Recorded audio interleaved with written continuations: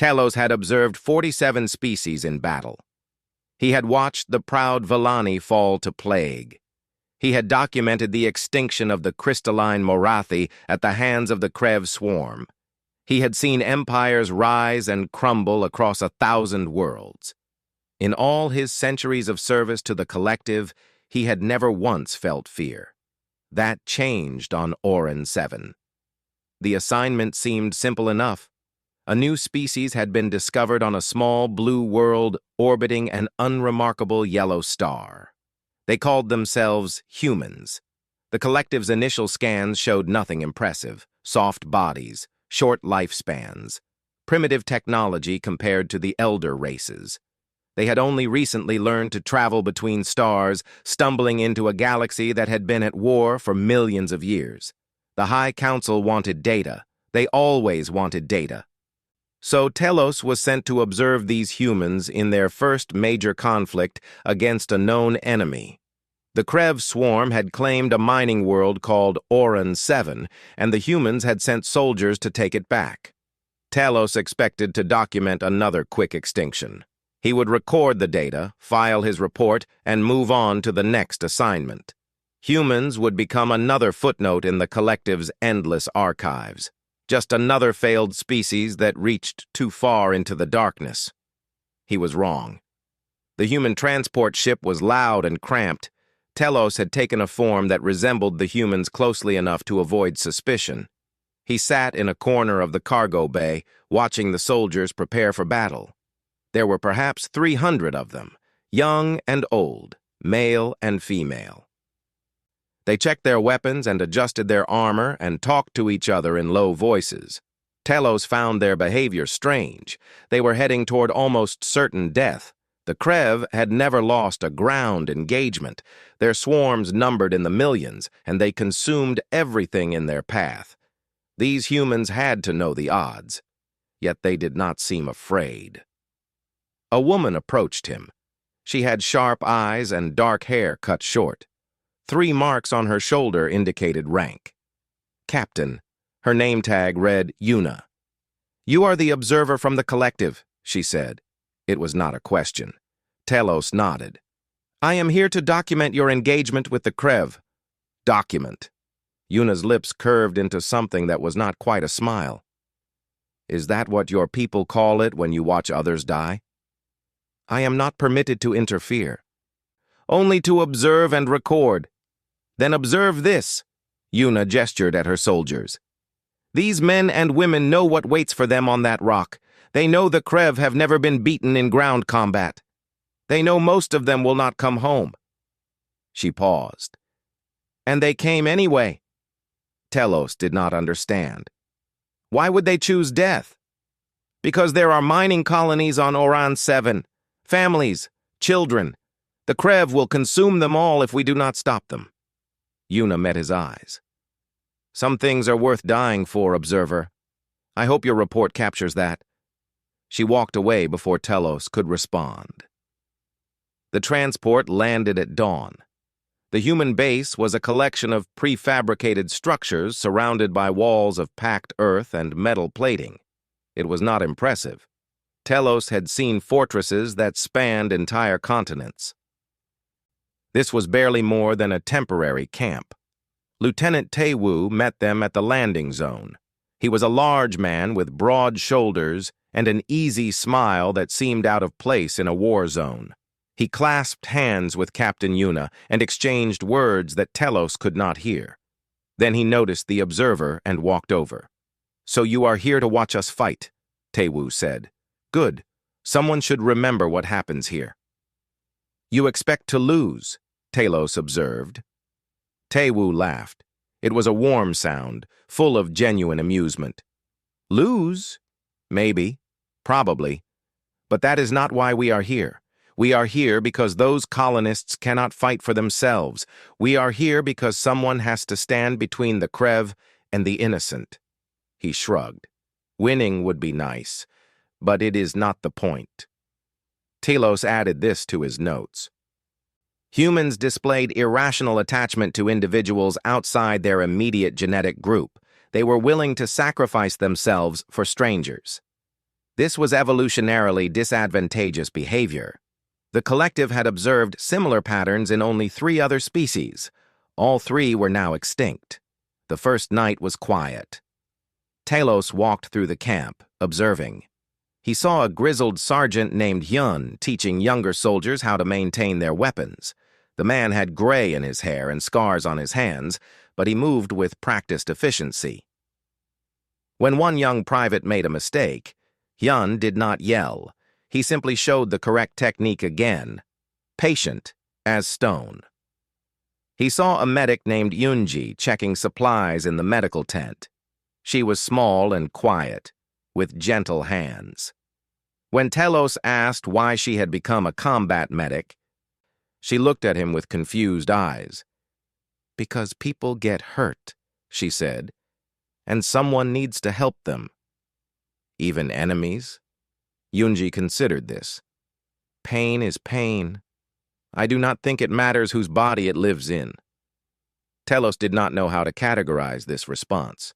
He saw Private Dohwan, barely more than a boy, sitting alone at the edge of camp. The young man was trembling. His hands shook as he checked his weapon for the 4th time. Telos recognized fear. He had seen it in countless species before extinction claimed them.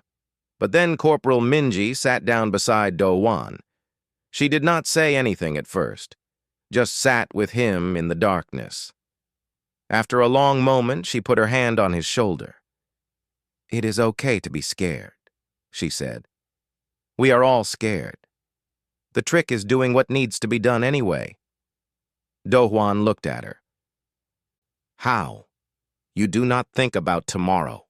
You do not think about dying. You think about the person next to you. You keep them alive. They keep you alive. That is all." Telos watched this exchange with growing confusion. These humans knew they were outmatched. They knew the statistics. They knew the Krev had destroyed species far older and more powerful than humanity. Yet they sat together in the darkness and comforted each other. They shared food and told jokes and prepared for battle as if they had already accepted death and moved past it. The collective had no framework for this behavior. Telos returned to his quarters and began composing his preliminary report. He described the human forces, their equipment, their apparent tactical doctrine. He noted their irrational optimism and their strange attachment to one another. He ended with a prediction. The humans would be overrun within hours of the first Krev assault. Their extinction on Oran 7 was a statistical certainty. He had never been more wrong about anything in his long existence. Telos watched from an observation post on the eastern wall. He had positioned himself carefully, far enough from the fighting to remain safe, but close enough to document everything. His recording devices captured every detail. The collective would want precise data on how humans died.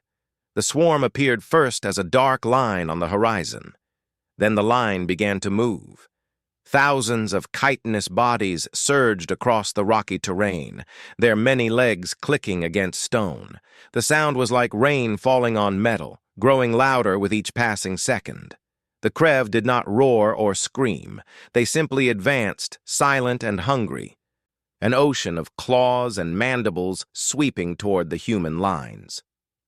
Talos had seen this before. The Morathi had lasted 12 minutes. The Sendari had held for nearly an hour before their lines collapsed.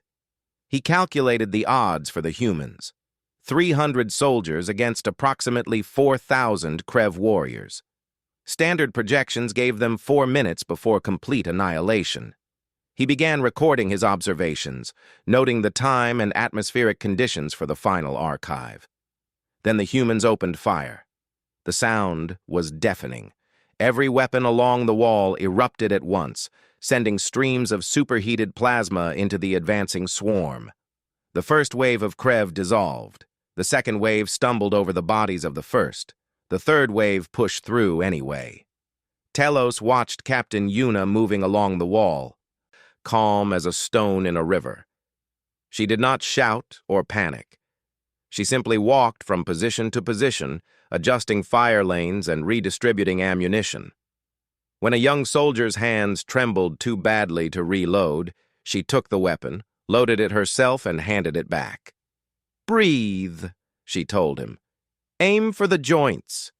You are doing fine."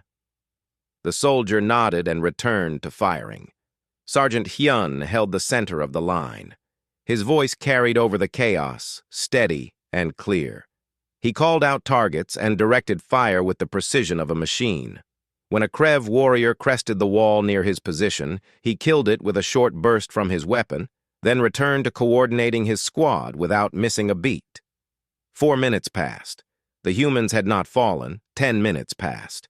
The Krev advance slowed. Telos stared at his instruments, certain they were malfunctioning. This was not possible. The mathematics were clear. Humans were soft and fragile and few. They should have been overrun already. Then he saw something that made him question everything he knew about warfare. Corporal Minji was positioned near the southern gate. Her squad had taken heavy fire, and several soldiers lay wounded around her. A group of Krev had broken through a gap in the defenses and were advancing on her position. She was outnumbered and exposed. She did not retreat. Instead, she noticed something. The Krev flinched when ultraviolet flares burst nearby. Their compound eyes were sensitive to certain light frequencies. Minji grabbed a flare from her belt, activated it, and hurled it into the center of the advancing group. The Krev scattered, disoriented and blind. "UV flares!" Minji screamed across the communication channel. "Hit them with UV! They cannot see!" Within seconds, the information spread across the entire line. Soldiers adjusted their tactics. Flares burst along the wall in coordinated patterns. The Krev advance faltered as their warriors stumbled into each other, unable to coordinate. Telos had observed countless species face the Krev. None had ever adapted this quickly. The humans had identified a weakness and exploited it within minutes of discovering it. They shared information instantly, adjusting their collective behavior in real time. This was not supposed to happen. The battle raged for another hour. The humans took casualties. Telos watched soldiers fall and others drag them to safety.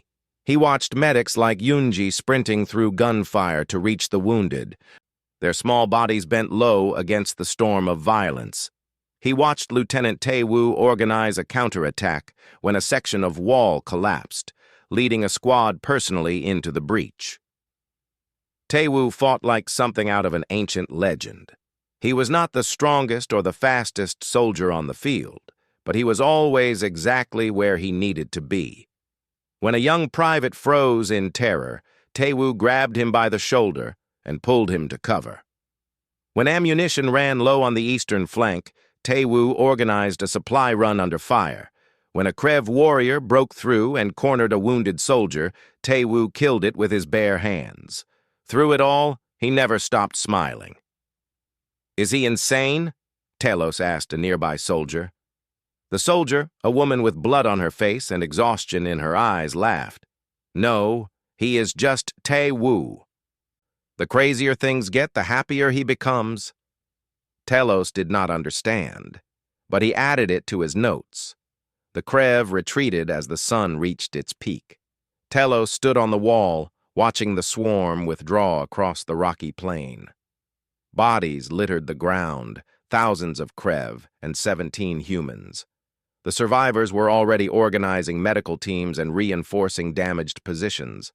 They moved with purpose, not celebrating victory, but preparing for the next assault. Captain Yuna found him on the wall. "Your 4 minutes have passed," she said.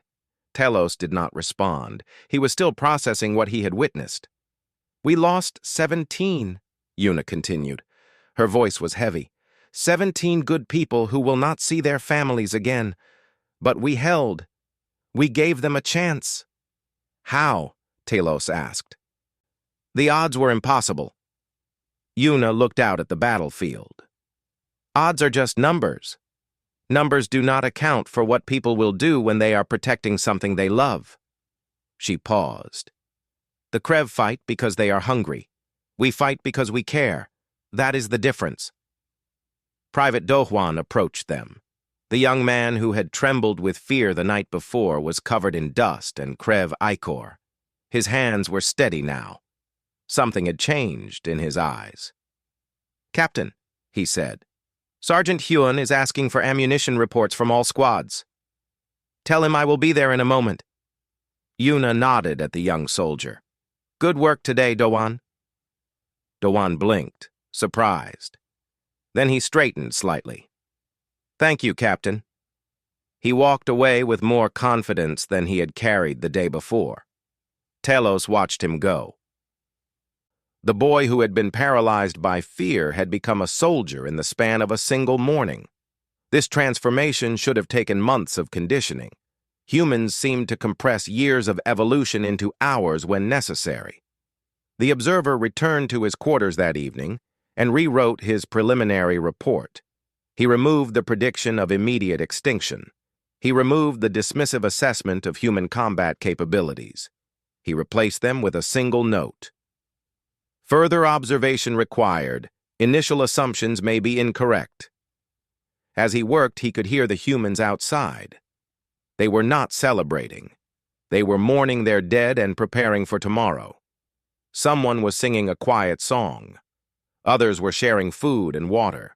The sounds of their voices carried through the thin walls, soft and sad and somehow still warm. Telos did not sleep that night. He lay in the darkness and listened to the humans grieve together. He was beginning to understand that he had been sent to observe something far more dangerous than the collective had anticipated. The Krev had attacked twice more since the first assault. Each time the humans held. Each time they paid in blood. The walls were scarred and pitted. The ground was stained dark. The soldiers moved slower now, exhaustion carved into their faces. But they did not break. Telos had expected desperation by now. When resources became scarce, most species turned inward. They hoarded food and water. They abandoned the weak. They did whatever was necessary to ensure individual survival. The collective had documented this pattern in hundreds of civilizations. The humans did the opposite. On the third morning, a supply drop arrived. It was smaller than expected, damaged by Krev interceptors during descent. There was enough food for perhaps half the remaining soldiers. Telos waited to observe the inevitable conflict. Who would eat and who would starve? Captain Yuna gathered everyone in the central yard. She did not hide the truth. "We have enough rations for half of us for 3 days," she said, "or enough for all of us for 1.5 days. The soldiers looked at each other. No one spoke. Then Sergeant Hyun stepped forward. "Split it even. Everyone eats the same. We share, or we are not worth saving." There was no argument, no protest. The soldiers simply nodded and lined up for their reduced portions. Some gave part of their share to the wounded. Others saved scraps for soldiers on watch duty who could not leave their posts. Telos recorded everything. He flagged the behavior as anomalous, highly anomalous, but this was not the moment that broke him. That evening, a patrol returned with prisoners, not human prisoners, Krev drones, 3 of them, wounded and barely conscious. They had been separated from the swarm during the last assault. The patrol found them hiding in a collapsed structure, too injured to fight or flee. Telos expected immediate execution. The Krev showed no mercy to captured enemies. They consumed them alive.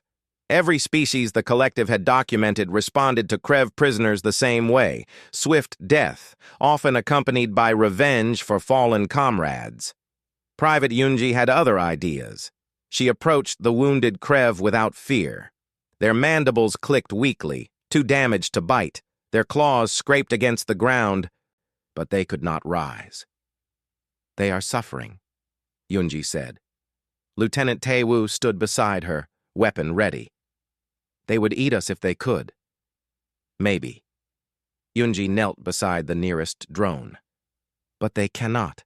Right now, they are just hurt creatures far from home." She looked up at Tae-woo. "I need medical supplies." For the enemy? For the injured. Yunji's voice was soft but firm. That is my job. That is what I do. Tae-woo stared at her for a long moment. Then he holstered his weapon and nodded. Get her what she needs. Telos watched Yunji work through the night. She cleaned wounds that oozed strange fluids. She set broken limbs that bent in directions human anatomy could never achieve. She spoke to the Krev in gentle tones, even though they could not understand her words. By morning, 2 of the 3 drones had stabilized. The third died despite her efforts. Yunji sat beside its body for several minutes, silent, before covering it with a piece of cloth. Telos approached her. Why? He asked. They are your enemies. They killed your friends. They would kill you without hesitation. Yunji looked at him with tired eyes. Do you know what my grandmother told me before I left Earth? Telos shook his head. She said that cruelty is easy. Kindness is hard. Anyone can hate their enemies. Only the strong can show mercy. Yunji stood and dusted off her uniform. I do not know if we will survive this war, but I know what kind of person I want to be when it ends. She walked away to check on human wounded. Telos stood alone with the surviving Krev drones. They watched him with compound eyes that held no expression he could read. He wondered if they understood what had happened. He wondered if mercy was a concept they could even process. The siege continued. On the 4th night, Lieutenant Tae-woo organized a raid. The Krev had established forward positions along a ridge overlooking the human base. From there, they could coordinate assaults and direct reinforcements. Tae-woo proposed a small team to destroy these positions under cover of darkness. I will lead the team myself, he said during the planning meeting. Captain Yuna frowned. You are the second in command. If you fall, command structure becomes complicated. Then I will not fall. Tae-woo smiled his impossible smile.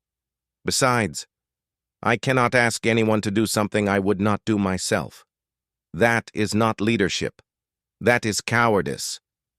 He took volunteers only. 12 soldiers raised their hands. He chose 8, including Corporal Minji and Private Do-won. He left the rest behind with clear instructions. If we do not return by dawn, assume we failed. Prepare for a major assault at sunrise. Telos requested permission to observe the raid. Tae-woo agreed. They moved through darkness like ghosts. Telos had never seen humans operate in stealth conditions. They were surprisingly quiet for creatures of their size. They communicated through hand signals and brief whispers. Each soldier knew exactly where to step and when to freeze. The Krev Ridge was heavily guarded. Dozens of warriors patrolled the perimeter. A direct assault would have been suicide. Tae-woo did not assault directly. He sent 2 soldiers around the eastern flank with explosive charges. When they detonated, every Krev on the ridge turned toward the explosion. In that moment, Tae-woo and the remaining team attacked from the west. The fight was brief and brutal. Humans and Krev died in the darkness. Telos watched Minji kill 3 warriors in close combat, moving faster than he thought humans could move. He watched Do-won drag a wounded comrade to safety while firing one-handed at pursuing enemies. Tae-woo fought at the center of everything. He took wounds that should have stopped him. A claw opened his arm to the bone. A mandible grazed his face, leaving a bloody furrow. He did not slow down. By the time the Krev reinforcements arrived, the ridge positions were destroyed. The human team vanished into the night, carrying their wounded and leaving their dead for retrieval later. They returned to base at dawn with 7 survivors. 1 soldier had fallen. 3 were badly wounded.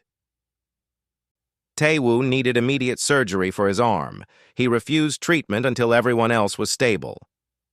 They went into hell because I asked them to, he told Yunji, as she tried to examine his wounds.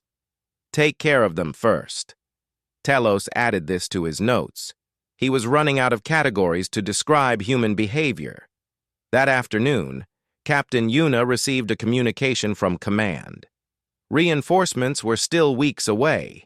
They were on their own. She gathered the soldiers again. She did not lie to them. "We are alone. Help is not coming soon. The Krev will keep attacking until they break us or we break them." She paused. "I will not order anyone to stay. If you want to attempt evacuation, I will not stop you." No one moved. "We stay," Sergeant Hyun said. "We stay, and we hold." The others nodded. No discussion, no debate. They simply agreed to face death together. Telos stood at the edge of the gathering, recording. He had observed civilizations collapse under less pressure. He had watched ancient empires surrender at better odds. These humans, outnumbered and outgunned and abandoned, chose to stay. He did not understand them at all. Telos knew what they were the moment he saw them. The collective had documented these creatures extensively. They were the elite caste of the swarm, bred specifically for destroying fortified positions. Each one stood 3 times the height of a human. Their armor was thick enough to deflect most weapons. Their claws could tear through metal like paper. The war forms had broken species far older and more powerful than humanity. The crystalline Morathi had shattered against them. The silicon-based Kandori had been reduced to dust. When war forms appeared on a battlefield, the outcome was never in question. There were 12 of them. They walked at the front of the swarm like dark gods, their massive bodies casting shadows across the rocky plain. The human lines went quiet. Telos watched their faces. For the first time since the siege began, he saw genuine fear, not the manageable fear of soldiers facing difficult odds. This was the deep, primal terror of prey animals recognizing a predator they could not escape. Captain Yuna stood on the wall looking at the approaching monsters. Her hands were steady, but Telos noticed her jaw was clenched tight. "All units," she said into her communicator. "Focus fire on the warforms. Concentrated bursts. Aim for the joints." The humans obeyed. Weapons fire erupted along the wall, streams of plasma converging on the massive creatures. Some shots bounced off armor, some found gaps. One war form stumbled, another fell. 10 remained. They reached the wall. What followed was not a battle. It was a slaughter. The first war form crashed through the eastern gate, scattering defenders like leaves in a storm. Its claws swept through a squad of soldiers before they could react. Bodies flew, blood sprayed. Screaming filled the air. Sergeant Hyun was there. The old veteran planted himself directly in the creature's path. He carried a heavy weapon meant for vehicle combat, something too large for most humans to lift. He fired point blank into the war form's face. The creature reeled. Hyun fired again and again. "Fall back!" he shouted to the soldiers behind him. "Get to the secondary positions! Move!" They ran. Hyun stayed. The war form recovered faster than should have been possible. Its claw swept down. Hyun tried to dodge, but he was not fast enough. The blow caught him across the chest, opening him from shoulder to hip. He fell. He did not get up, but his soldiers escaped. Telos recorded the moment. He noted the time of death. He noted that Sergeant Hyun had bought approximately 40 seconds of time with his life. 40 seconds that allowed 12 soldiers to reach safety. The mathematics were clear. 1 death for 12 lives, a favorable exchange ratio. But mathematics did not capture what Telos saw on the faces of the surviving soldiers. Grief. Rage. Something that burned hotter than the plasma in their weapons. The battle continued. Corporal Minji fought with a broken arm. She had taken shrapnel during the first assault and refused evacuation. Now she moved through the chaos, dragging wounded soldiers to safety with her one good hand. When a Krev warrior blocked her path, she killed it with a knife. When another appeared, she killed that one too. A war form noticed her. The massive creature turned and began moving toward the small human woman. Minji saw it coming. She could not run fast enough to escape. She could not fight something that size. She did not run. Instead, she positioned herself between the war form and the wounded soldiers she was protecting. She raised her weapon with her one good arm. "Come on then," she said. Private Do Hwan appeared from nowhere. The young man who had trembled with fear on his first night threw himself at the war form with nothing but a plasma charge and a scream. He slammed the charge into a gap in the creature's armor and detonated it at point-blank range. The explosion killed the war form. It killed Do Hwan, too. Minji stood frozen for a moment, staring at the place where the young soldier had been. Then she picked up his weapon, added it to her own, and kept fighting. By midday, 8 war forms lay dead. The human defenses were in ruins. Nearly half the soldiers were wounded or dead. The survivors fought from rubble and craters, their neat formations dissolved into desperate pockets of resistance.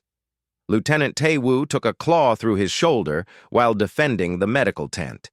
He did not fall. He simply transferred his weapon to his other hand and kept shooting. Private Yoonji treated wounds under fire, moving from patient to patient with blood on her hands and tears on her face. She did not stop. She could not stop. There were too many people dying.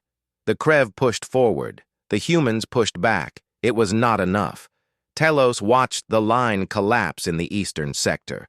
A war form broke through, and there was no one left to stop it. The creature moved toward the command post, where Captain Yuna coordinated the remaining defense. This is the end, Telos thought. He began preparing his final report. Then the humans did something impossible. The surviving soldiers stopped retreating, all of them, at the same moment, without orders or coordination. They simply stopped running and turned to face the swarm. Captain Yuna emerged from the command post. She was covered in the blood of her soldiers. Her armor was cracked. Her weapon was nearly out of charge. But her eyes burned with something that made Telos take a step backward. "On me!" she shouted. "Everyone on me! We hold here! We hold now!" They came.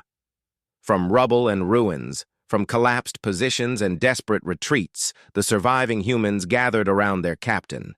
Perhaps 50 of them left, wounded, exhausted, out of ammunition, facing 4 war forms and hundreds of Krev warriors. They attacked. Telos had never seen anything like it. The humans charged into the swarm with improvised weapons, with knives, with bare hands. They climbed onto war forms and stabbed at joints and weak points. They threw themselves at enemies twice their size and fought with their teeth when their weapons failed.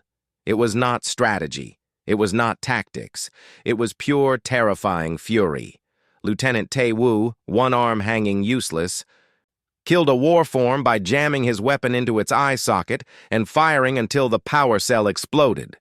Corporal Minji broke her other arm, punching through a Krev warrior's faceplate. A soldier whose name Telos never learned crawled across the ground with both legs shattered and continued fighting until blood loss took him. The Krev hesitated. In centuries of documented warfare, the Krev had never hesitated.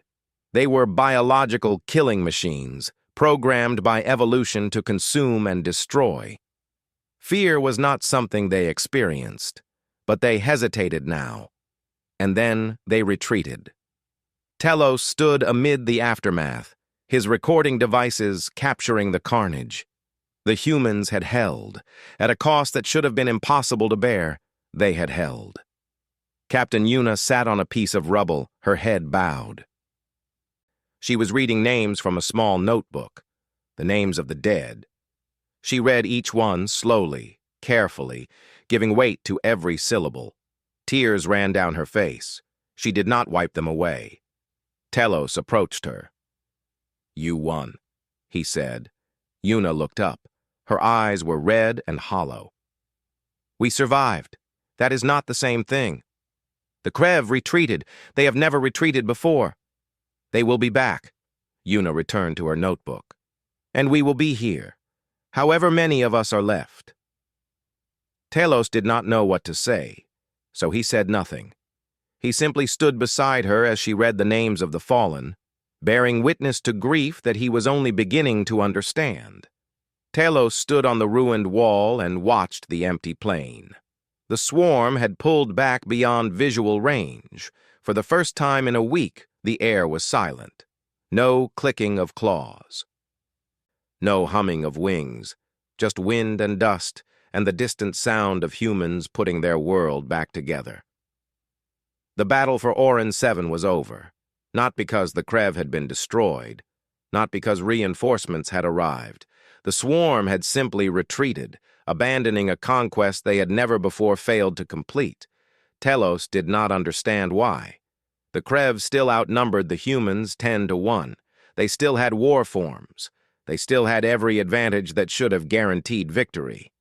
But they had seen something on that 7th day, something in the way the humans fought, something that made even biological killing machines reconsider their choices. The collective had a word for this phenomenon, though they had only ever applied it to elder species with millions of years of evolutionary development. Apex deterrence. The quality that made other species choose easier prey. Humans had achieved it in 7 days.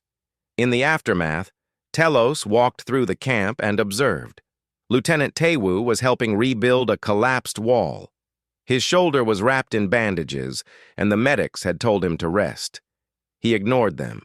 When a younger soldier struggled with a heavy piece of debris, Tewu lifted it with his one good arm and carried it himself. "The medics will be angry with you," Telos said. Tewu grinned. His face was bruised, and a fresh scar ran from his temple to his jaw. But his eyes still held that strange light. "The medics are always angry with me. I have learned to live with disappointment." "You should be resting. Your wounds are severe." "My soldiers are working." "I cannot rest while they work." Tewu set down the debris and wiped sweat from his forehead. "Besides, work helps. Keeps the mind busy. Keeps the memories quiet." Telos considered this. "You lost friends in the battle." "I lost family." Tewu's smile faded. "Hyun, Do-hwan, 17 others whose names I will carry until I die." He paused. "But we held. We gave them something to be proud of." He returned to work before Telos could respond. Private Yunji had not slept in 3 days. Telos found her in the medical tent, still treating patients. The wounded lay on every available surface. Some would recover, some would not. Yunji moved between them with quiet efficiency, her gentle hands never faltering. The 2 surviving Krev drones were still in a corner of the tent. They had recovered enough to move, but they did not flee. They simply watched as humans came and went. Telos wondered what they saw. He wondered if they understood what had happened to them. "You saved your enemies," Telos said to Yunji. She looked up from a patient. Dark circles shadowed her eyes. "I saved people who needed help." The other soldiers accepted this. Some did not like it at first. Yunji administered a dose of medication and moved to the next patient. "But then they saw me treating their friends with the same care. They understood that I do not choose who deserves mercy. I give it to everyone." "Even those who would kill you?" Yunji stopped. For a long moment, she was silent. Then she spoke in a voice barely above a whisper. "My brother died on the 3rd day. He was one of the soldiers on Lieutenant Tewu's night raid. The Crave killed him." She took a breath. "I hate them for that. I hate them so much it burns. But if I let that hatred decide who lives and who dies, I become something I cannot live with." She returned to her work. Telos found Captain Yuna at the edge of the camp, sitting alone on a broken piece of machinery. She held her notebook in her hands, but she was not reading. She was staring at the sky. He sat beside her without speaking. For a long time, neither of them said anything. The wind carried dust across the plain. The sun moved slowly toward the horizon. In the distance, humans continued rebuilding what the war had destroyed. "Why are you still here?" Yuna asked finally. Your observation is complete. You have seen us fight and die, and somehow survive. Your report must be finished."